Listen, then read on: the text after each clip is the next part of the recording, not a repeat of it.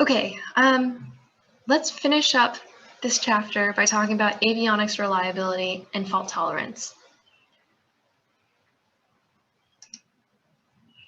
So avionics reliability is important because we've talked about before, there's radiation in space that can cause single event upsets and total ionizing dose. To counteract that, we can embed hardware solutions and software solutions to fight bit flips and any kind of mess ups that can occur due to radiation. So one of those ways a hardware solution is to have redundant processors that combine or replicate results or vote on a final process. So we have our original inputs, and instead of just having one processor that is taking all of the inputs, you have multiple. They do the same processing, but if any kind of error occurs in, say, processor 1, processor 2 and 3 are fine. And when we get to a voting session, then processor 2 and 3, those results are actually going to get passed to output. You can also distribute processing across multiple processors to distribute risk of failure. This is a similar concept to redundant processors that vote, but there's not the voting step in between the distributed processors and the output. Some other solutions include installing multiple watchdogs in many places to monitor critical components so that you're relying on a restart of the computer whenever an error happens. You can use more resilient hardware like FPGAs or radiation resistant hardware. And you can also keep a replica of startup software in non-volatile memory like this EEPROM. Some software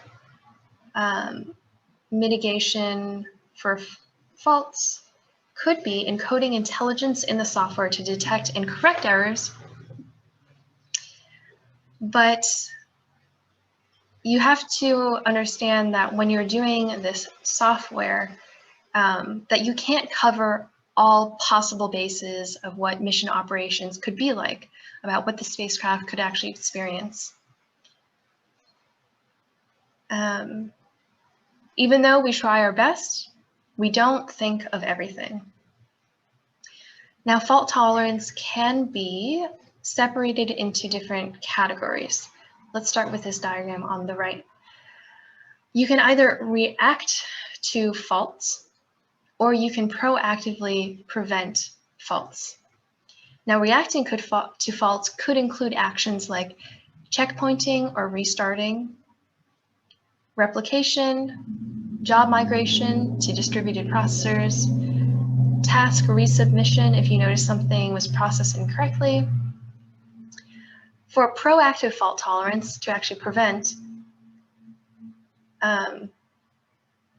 you can rejuvenate software, so to re-upload from flash memory.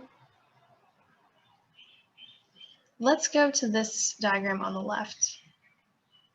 For fault tolerance, you can also think about it in terms of error detection and error recovery.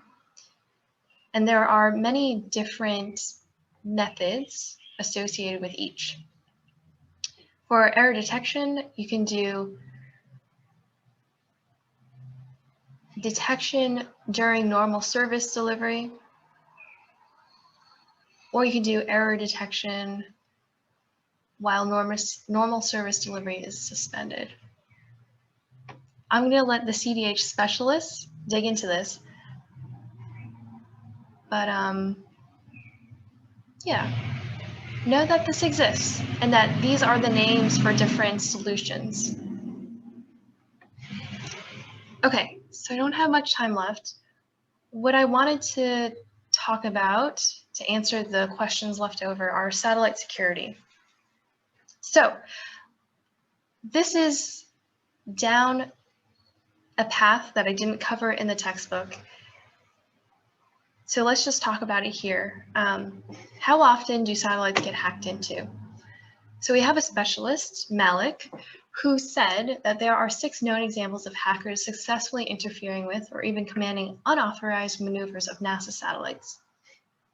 Here, you'll see a screenshot from a talk from a security specialist where the bolded events are spaceflight projects or missions. The unbolded are NASA intrusions into NASA systems, but you'll see here that before 2011, there was a US-German satellite that was blinded by an unplanned turn towards the sun. And that kind of answers this question. Are there currently any satellites orbiting around the Earth that could have catastrophic consequences if they were hacked into? So absolutely. This particular astronomy satellite aimed its solar panels directly at the sun, and then that overcharged the battery and rendered the satellite useless. To hack into satellites, you have to have access to a specialized ground antenna and wait for the satellite to pass overhead before sending it commands. You also need to know the command structure. Remember, we were talking about communication protocols. You need to know the communication protocol to send with your command packet. But if you can hack into the computers controlling that antenna, then you could potentially be in business.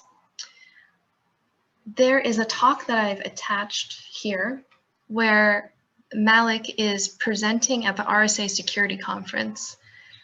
It's a really interesting talk, and it actually goes through the history of satellites and security.